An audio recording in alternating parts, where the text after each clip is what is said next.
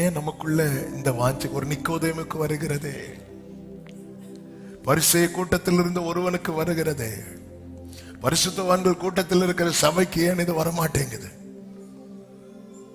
எப்படி அவரோடு கூட ரபி நீர் தேவனிடத்திலிருந்து வந்த போதகர் என்று அறிந்திருக்கிறோம்.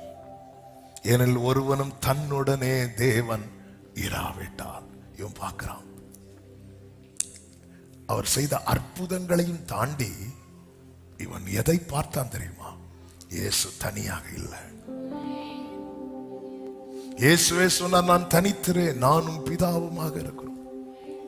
இது பார்க்கிறான், ராத்திரி தேடுறான். ராத்திரி அவனுக்கு தூக்கம் வரல, இயேசு பக்கத்துல வந்து உட்கார்ந்து இருக்கிறான். அவரோடு இருக்கணும்னு நினைக்கிறவங்க அவர் பக்கத்துல வந்து உட்காருவாங்க. இயேசுவோடு. இயேசுவே என் நேசரே, தோளின் மீதே சாய என் உள்ளம் ஏங்குதே, தோளின் மீதே சாய என் உள்ளம் ஏங்குதே.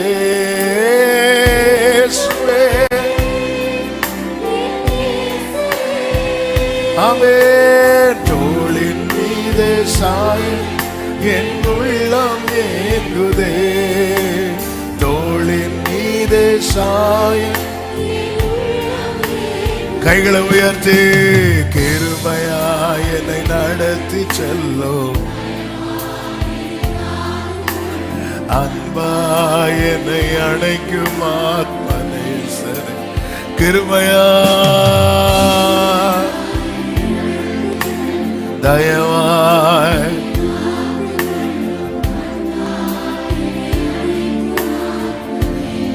இயேசுவே, இயேசுவே ஆமென். தோளின் மீதே சாய, தோளின் மீதே சாய என் உள்ளம் எங்குதே. இயேசுவே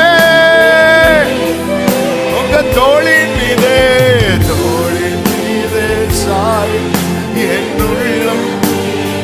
ரலமமமம சேமம. ஆமென். கிருபையாய் தயவாய் அன்பாய் என்னை அணைக்கும் ஆத்மநேச, கிருபையாய் கிருபையாய்.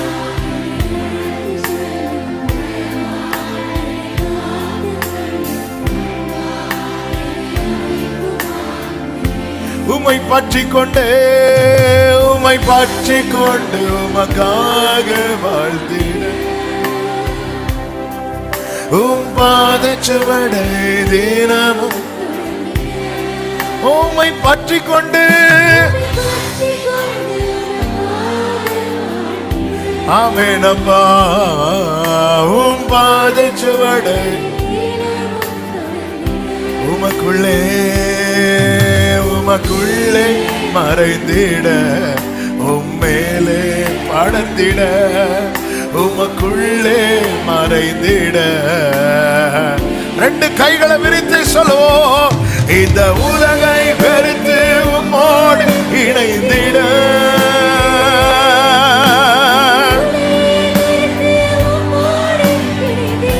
இயேசுவே, இயேசுவே என் நேசரே, தோளின் மீதே சாய என் உள்ளம் ஏங்குதே.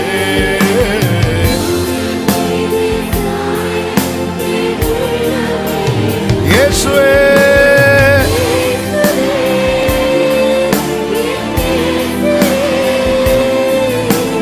தோளின் மீதே சாய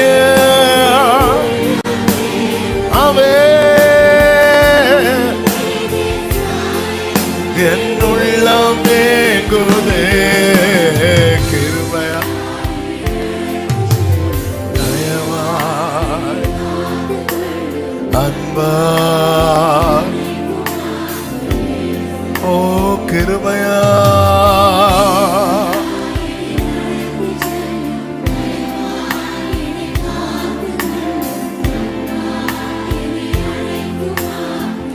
நீங்க மட்டும் பாடுங்க. கிருபையாய்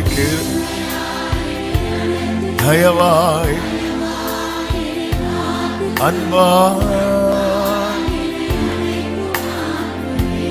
ஹல்லேலூயா கிருபை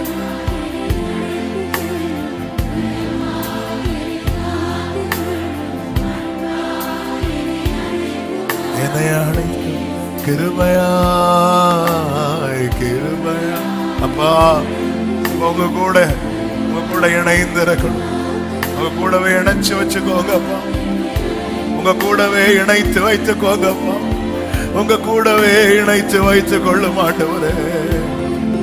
உங்க கிருபை, உங்க தயவு, உங்க அன்பு, உங்க காருண்யம் ஹல்லேலூயா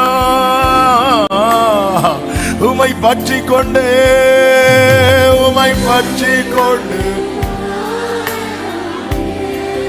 உம்பாத சுவடை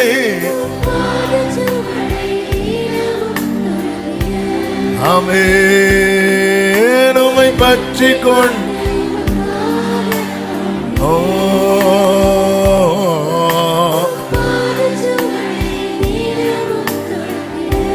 உமக்குள்ளே மறைந்திட உம்மேலே படர்ந்திட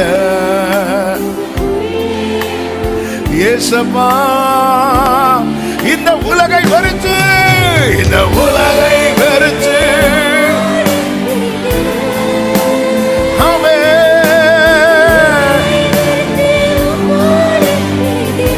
சத்தமா இயேசுவே இயேசுவே என் நேசரே தோழி என் உள்ளம் ஏங்குதே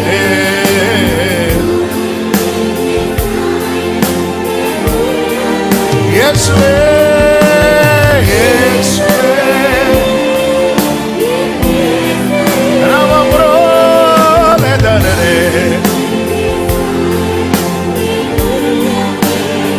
ஹல்லேலூயா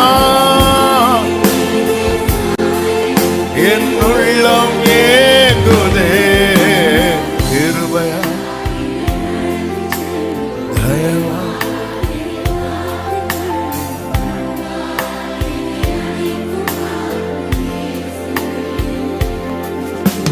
கிருபையா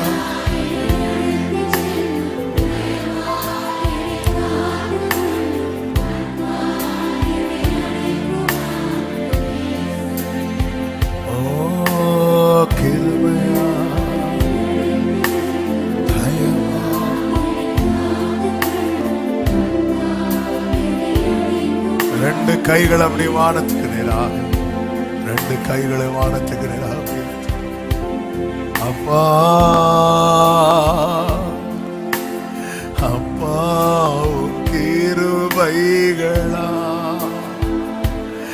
என்னை காத்து கொண்டீ அப்பா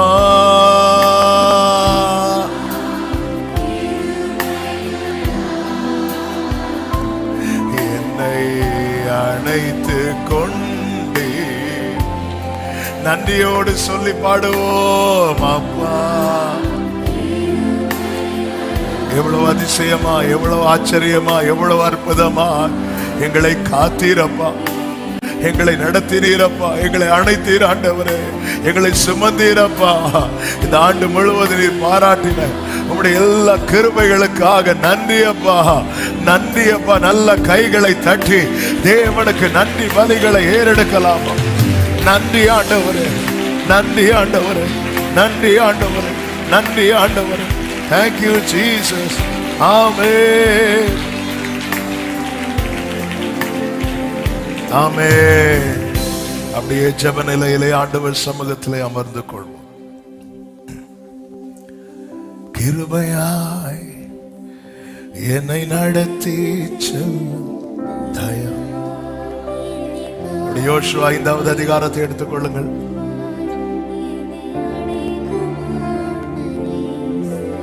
ஆத்மநேசரே கிருபை. Oh yes.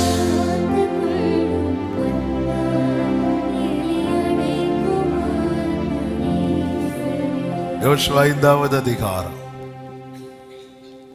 அதனுடைய 14, 15 வசனங்கள். அதற்கு அவர், அல்ல, நான் கர்த்தருடைய சேனையின் அதிபதியாய் இப்பொழுது வந்தேன் என்றார். 13 வாசிங்கள். பின்னும் யோசுவா எரிகோவின் வெளியில் இருந்து தன் கண்களை ஏறெடுத்து பார்க்கும்போது, இதோ ஒருவர் அவனுக்கு எதிரே நின்றார். உருவின பட்டயம் அவர் கையில் இருந்தது. யோசுவா அவரிடத்தில்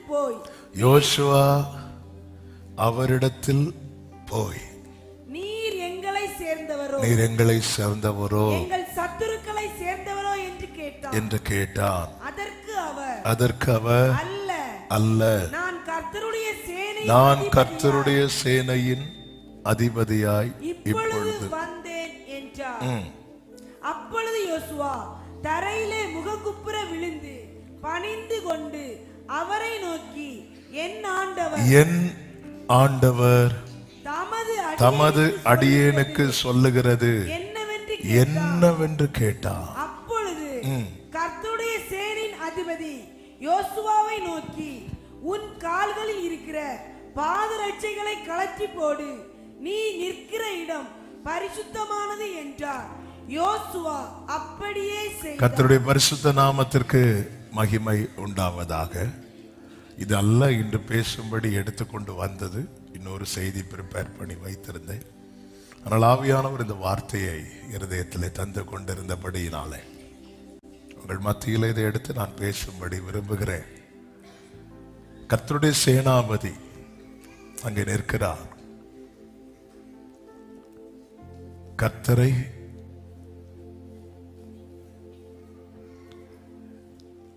பழைய ஏற்பாட்டிலே பல இடங்களிலே பார்க்க முடியும்.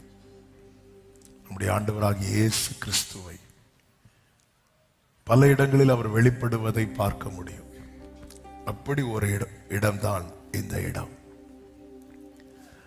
யோசுவா அவரிடத்தில் போய், அவர் எப்படிப்பட்டவராய் நிற்கிறாராம்? உருவின பட்டயத்தை உடையவராய். ஒரு பட்டயத்தை உருவுறாங்கனாலே அதுக்கு வேலை இருக்குன்னு அர்த்தம். அவருடைய பட்டயம் என்பது என்ன? அவருடைய வார்த்தை. நம்மை குறித்த திட்டத்தை அவர் கையில உருவி எடுத்து வைத்திருக்கிறார். இந்த வருஷ கடைசியில பரிசுத்த ஆவியானவர் இந்த வார்த்தையை பேசுகிறதை நாவியிலே அதிகமாய் உணர்ந்து பேசிக் கொண்டிருக்கிறேன்.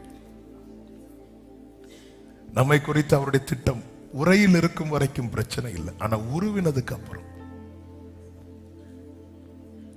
அதற்கான டைம் வந்துவிட்டது, நேரம் வந்துவிட்டது என்று அறியும் போதுதான் பட்டயத்தை உருவார்கள். உருவின பட்டயமாய் நிற்கும் போது யோசுவா அவரிடத்தில் போய், இதுவரைக்கும் கரெக்ட். யோசுவா அவரிடத்தில் கேட்கிற, நீர் எங்களை சேர்ந்தவரோ சத்துருவை சேர்ந்தவரோ?